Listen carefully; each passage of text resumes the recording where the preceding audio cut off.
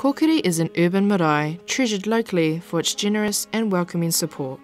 It is an exemplar of community-led action, designed and delivered locally to meet whānau needs, and whanaungatanga is fundamental to the success of this big-hearted grassroots organisation.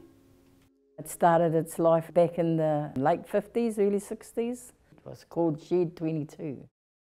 Out of that shed, I began to develop all the services that we provide.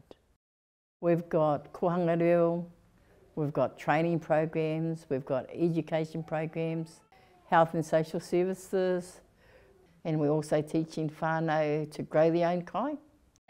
We're really fortunate and lucky to have the support from E Tū Whānau.